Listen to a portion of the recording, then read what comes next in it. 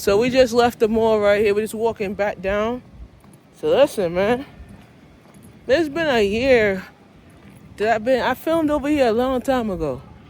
A lot of things that you really don't know, what you don't see, and where you don't inspire yourself and educate yourself on.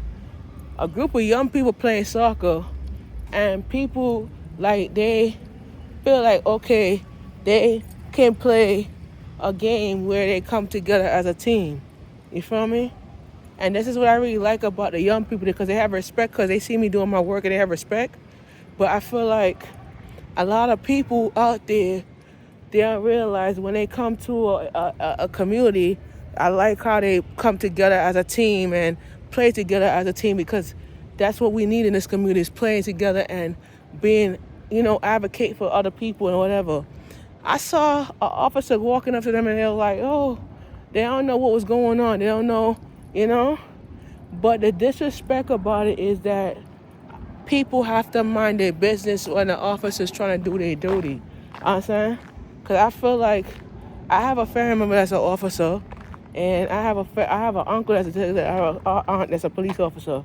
So, when you come to an area like this and you feel like, okay, I have the right to do certain things. You have a right to film. You have a right to, because if you, let me tell you, a lot of people, they do this content creator and they film in the wall, and the security always say, do whatever you want, but don't film the people. You know what I'm saying? But at the end of the day, when they tell you to do whatever you want and you have a right to do it, because a lot of people say, oh, you have a right to do that. But if it's during the daytime and you see them out there and they come up in your face saying, why you recording me? But at the end of the day, I can't say shit, because at the end of the day, that's not my place. You feel me? That's not my place in life to say something, But all I can say is that if I have a right to record, I have a right to do certain things. But the other thing is like this.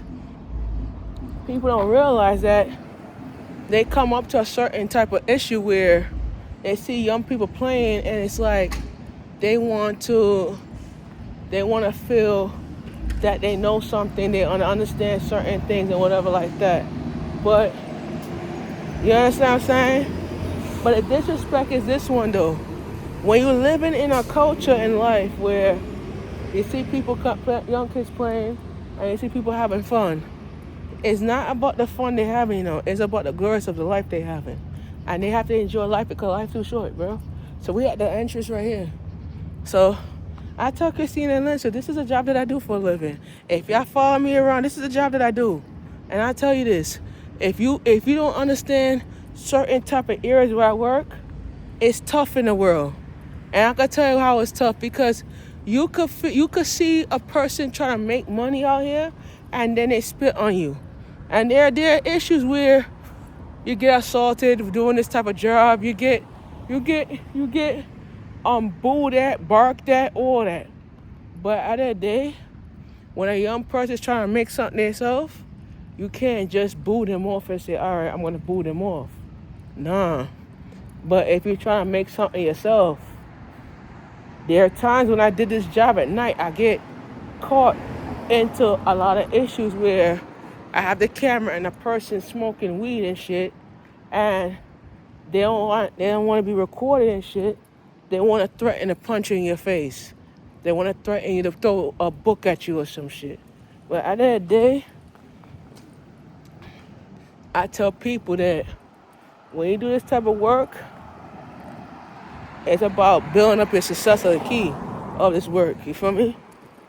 But the work is not for you to judge the work, but the work is for me to kind of reflect on certain things. So I tell Christina Lynn, this is what I do for a living. And I travel a lot. I do this for several years.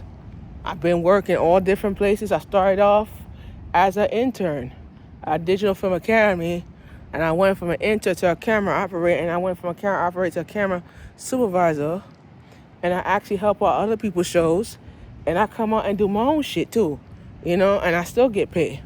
So normally you ask me how much would you do to test the games. I'm testing an NBA game for a client that I'm working with, and usually I test the games, and I usually you download the app and you give me the CD and I test it out, and then to see if the game is bootleg or whatever like that, I usually charge $700 for that.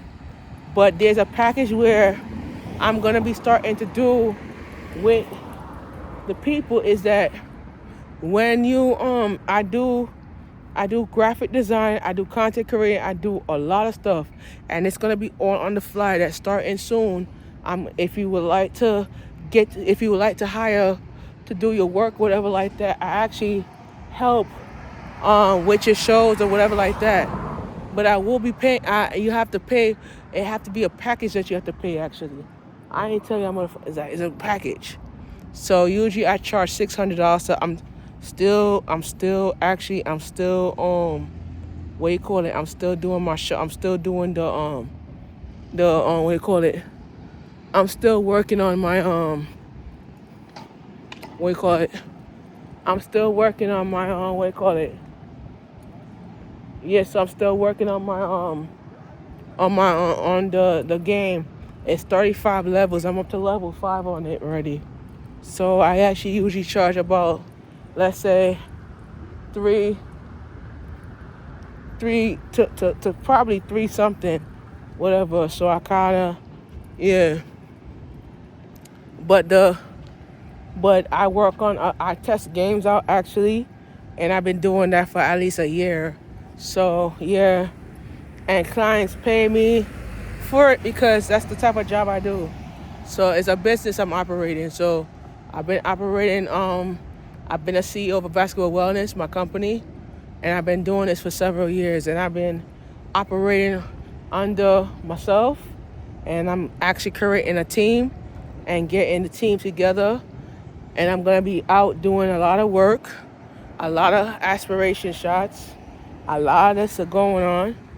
But at the end of the day, I tell you guys, this is what I do for a living. And I tell you, if people don't respect my work, they ain't gonna respect your grind. So when my grind, listen, when your money ain't right, bro, and my sisters, you ain't gonna be right. I'ma share that in my book. If the money is not right, then you're not gonna be right. And you cannot dilly dally. I tell young people, get your shit together and get on the right track. You feel what I'm saying?